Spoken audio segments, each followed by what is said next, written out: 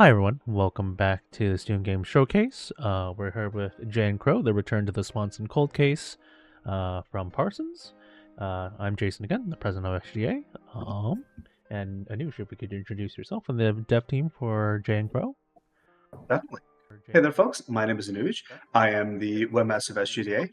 Probably very familiar by now, but I am here with the developer behind Jay and Crow. If you'd like to introduce yourself, I'll go to the credits. Hi, I'm Clara, and I'm the sole developer behind Jay and Crow. This was my thesis project. Awesome. I love all the birds that are on here. Thank One of my you. good friends is very into birds, so this is gonna be awesome. Oh, perfect. Let me go ahead and get started. Mhm. So, where are you calling in from, and which school did you go to?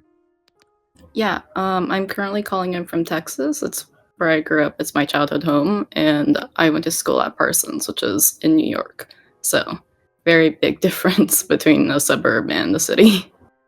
I believe that entirely. Awesome.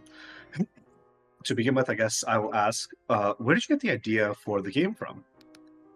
Um, so I think it was last summer. I played like a lot of different like fun visual novels on the DS. I'm big into emulation.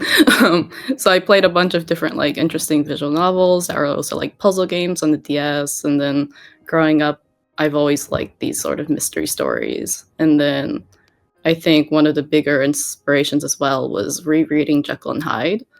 Mhm. 'Cause I think I was just talking with a friend about it, and I was like, "Yeah, like, back in middle school, our teachers, like, printed it off, like, 4 pages, front and back, letter size, and it was the whole novel because it's a really short little story," Yeah, which I was like, "Yeah, like, I did find that very enjoyable," and I think probably one of the earlier mystery stories I've read in my life, which still, like, is pretty interesting after all these years.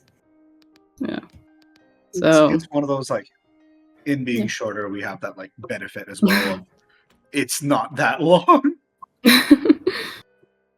Yeah, I think obviously the big inspiration from that is the idea of like the switching main character where it's like there's two states to him, Mhm.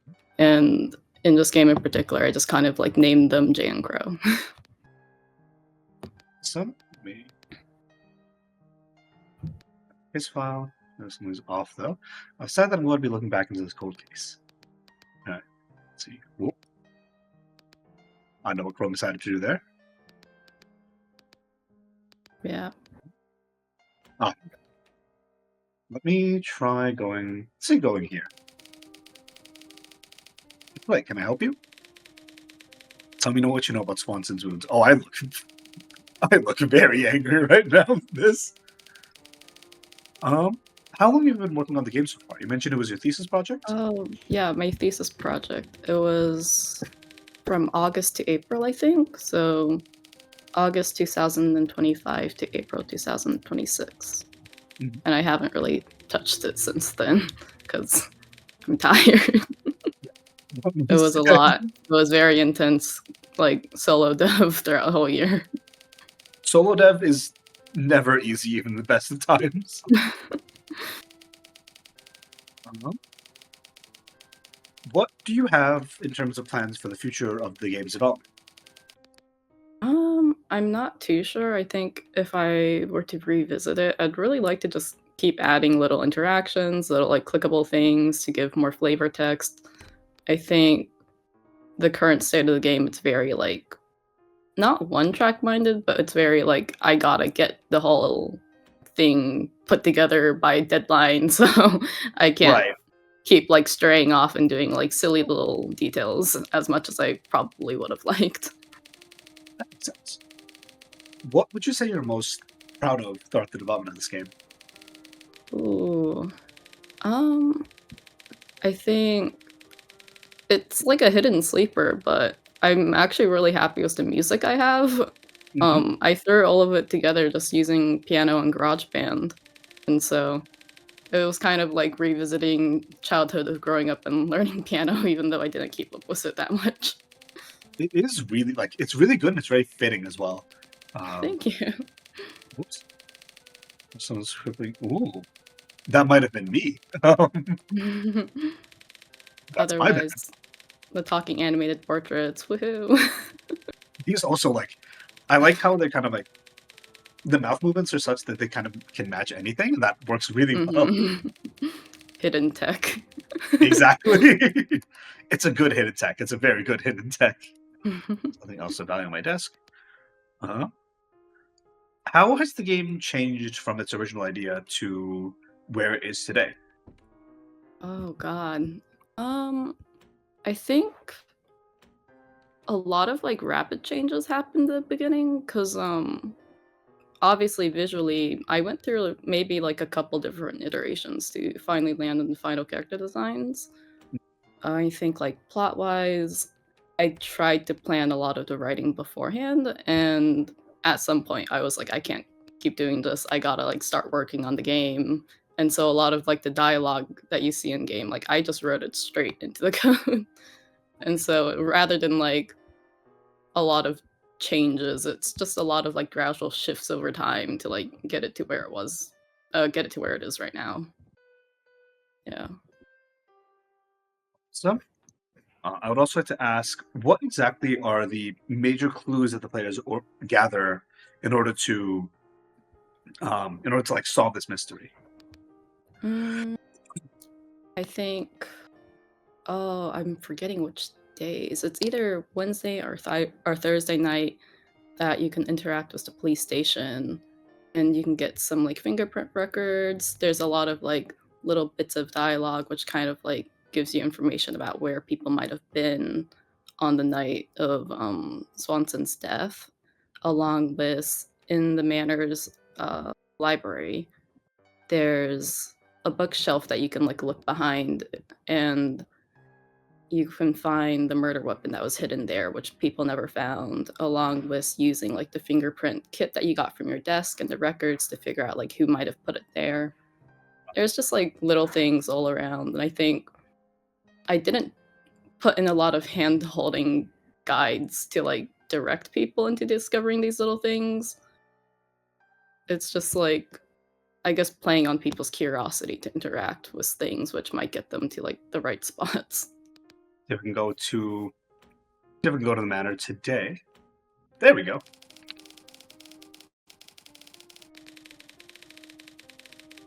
So check on library. Oh, design. Go up.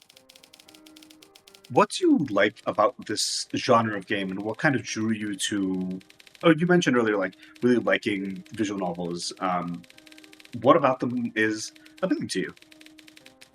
Um, well, with point and click, I think I Mhm. just grew up playing a lot of point and click Okay. games. I Yes. think so many like browser-based escape room games I spent a lot of time on. It's one of the more accessible forms of like games that you can get as a kid without like many consoles or like Yeah.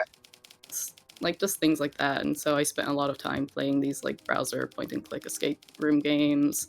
I think visual novel wise, I don't actually know if I've played that many visual novels. It's just that the recent ones that I have played are really like interesting storylines, and like having them combined with puzzles is kind of fun as well. I think, like I mentioned, the summer when I beforehand where I played some DS visual novels. It was like Ghost Trick, Phantom Detective, and 9 Hours, 9 Persons, 9 Doors. Those I was about two to ask really stood about out to 999. me. Yeah, Yeah, those two really stood out to me. I really like 999.